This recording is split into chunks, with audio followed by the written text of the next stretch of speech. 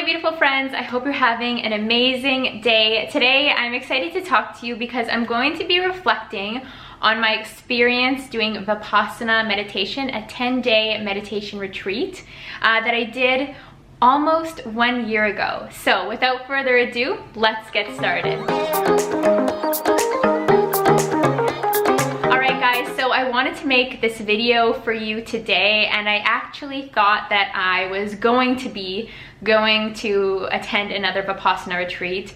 I had intended on being in San Diego at this time and going to the same retreat I went to last year during around the same 10 days at the 29 Palms location in Southern California.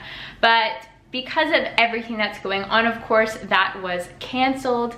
But quite ironically, I found myself in my own quarantined self-isolation mode as I was away in Mexico, and I'm presently doing my 2 weeks full quarantine and isolated within my condo, not leaving at all, having to get groceries delivered, etc., etc. So I have been doing a lot of self-reflection in the past almost 2 weeks now, and I thought I'm still going to bring you guys this video regardless of whether or not I get to go to VIPASSANA again, because I want to talk to you about what that experience gave me, because I feel like as much as I learned and reflected back to you in the video that I did reviewing my experience, which will be down below, 1 year later, I feel like a lot of the lessons and what I learned about myself specifically has stayed with me since then.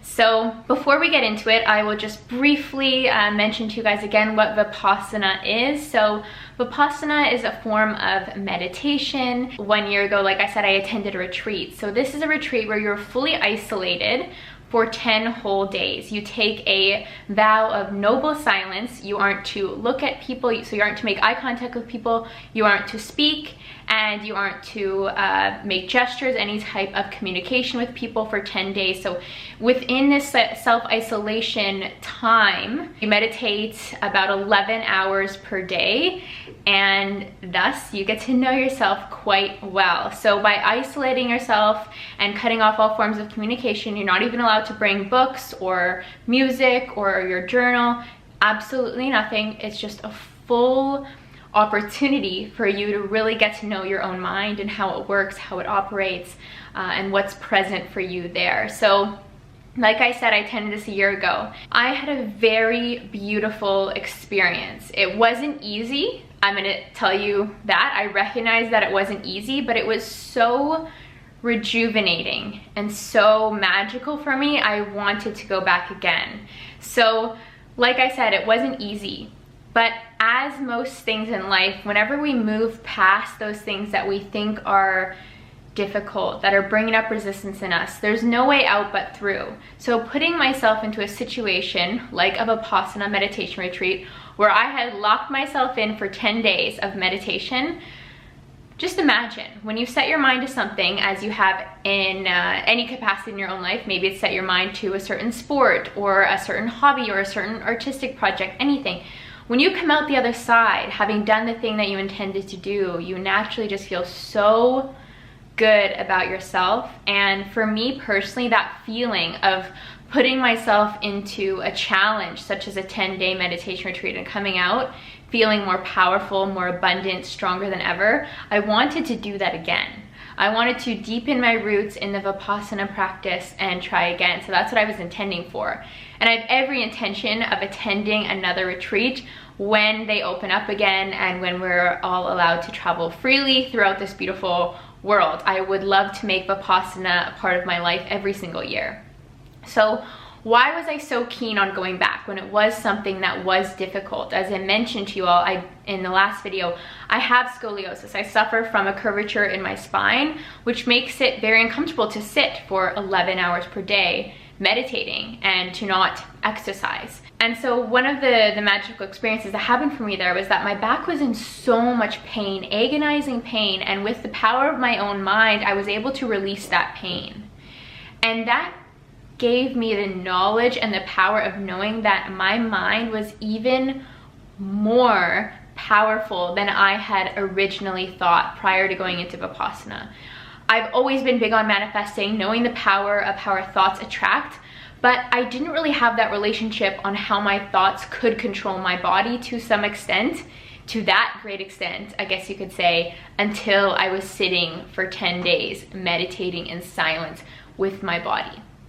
And the way that the VIPASSANA meditation is, it's, I'm not going to give too much of it away, but it's basically scanning your body. So getting very much in tune with your earthbound self. And prior to going into a situation like this, I'm someone who spends a lot of time visualizing, a lot of time up in the clouds, and I've been told and have been told by a lot of practitioners, whether that's chiropractors, shiatsu, osteopathy, that I forget about my earthbound body. I do struggle with feeling my body. Like, for example, if I get a type of injury, or I am feeling like I shouldn't probably go work out, I'll still push myself past that. So by sitting with myself in VIPASSANA, I began to develop the relationship with my body to where it is now, to knowing that, okay, we can still be in tune with our body, but we also have the power to heal it. We have the power to be in tune with the pain, breathe through it, and move through it. And the amount of focus that you gain while doing the VIPASSANA meditation is something that is so powerful and something that has stayed with me. So by the focus muscle, what I mean is what you focus on expands. We know this to be true. For example, let's say you're facing an unpleasant emotion such as sadness or anxiety or grief. If you find that your thoughts are on a type of loop, like a little bit of a hamster wheel, you begin to feel like a prisoner in your own mind. And one of my amazing friends, Yana, she refers to this as being in Azkaban of your own mind.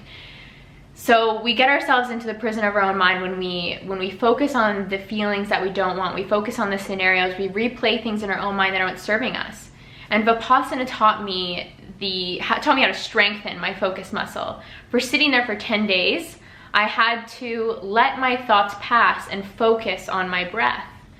And by training myself to focus on my breath and, for example, breathing in through my nose, I could feel, I still remember this, and this is why I want to tell you guys it, because I don't know if I told you it in the last video, but I was so focused on my breath that I could feel the hairs inside of my nostrils, like way up here, moving as I would breathe in and breathe out. And the work that I did there, adjusting my focus, focusing on my breath, taking my thoughts away from the unpleasant feeling things and back into my body, that has stayed with me. Of course, I have to bring myself back here and there, but it's still a lesson, still a very magical part of that process that has, in fact, remained with me. So that was something very powerful I wanted to reflect on. And another thing I want to reflect on too is just how this past year I've very much learned that energy is everything.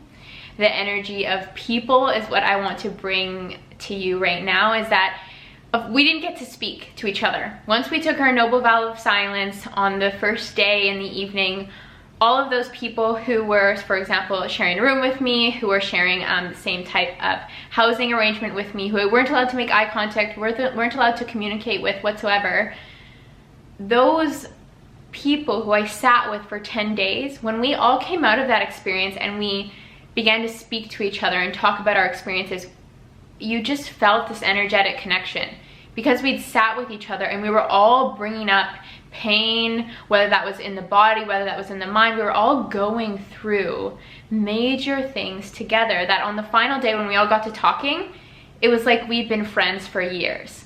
And the woman, because I separate females and males, the women that I shared the housing arrangement with specifically, so we were all in different rooms and each person had one roommate, I still follow them on Instagram and I love to watch their journeys unfold. It's so beautiful because I just know that they overcame things during that time, just as I overcame things during that time, and we did it together. So that message of energy and the energy of people and how just being who you are and sitting, you know, 2 rows over from someone who's going through something, you just being you and you just sitting there, it is enough. The major lesson that I got from Vipassana was that I'm whole and complete on my own. I tend to go into these experiences, whether it's meditation retreats, whether it's ayahuasca, being quite hard on myself, wondering, okay, what should be my intention to fix? What do I need to fix? What do I need to dive into because I have XYZ wrong with me? And as much as I love to work on myself, that's kind of what the self-improvement world can sometimes make us feel or interpret, is that we aren't yet good enough, or we aren't there yet, or there's still a bunch of things that we need to get rid of. When really what I learned in Vipassana is that I'm whole and complete already. There's nothing that I need to work on to make me good enough, to make me whole and complete. It's just a matter of me releasing any resistance I have to believing that that's my truth all of the time.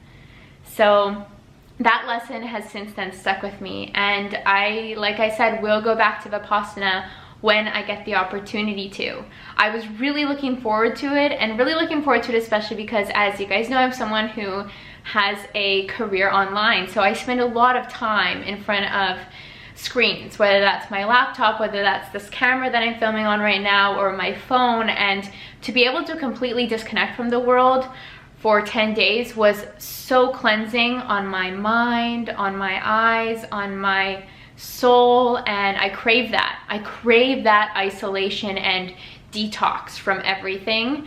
So I'm taking this period of time, as we're all self-isolating, to really get in tune with myself. Still have to keep work going, still have to keep the screens on, but I am restricting myself, for example, from having my phone in my bedroom at night, from having my screens open late at night or early in the morning. I'm really working on creating more of a time to release the screens, to really rejuvenate myself while I have this opportunity to. And yeah, that's what I wanted to reflect on 1 year later, is that I really am looking forward to going back once again. And I would love to know those of you who maybe have tried it before, who maybe tried it since seeing my video, or who are enticed to try it in the future. I would absolutely love to hear from you. And thank you so much for watching. As always, don't forget to subscribe if you haven't subscribed yet. And yeah, if you like my content, I also have a podcast called The Lo and Zo Show, which I do with my business partner Lauren, which is all about an abundant mind equaling an abundant life. So I'll see you guys very soon. Bye.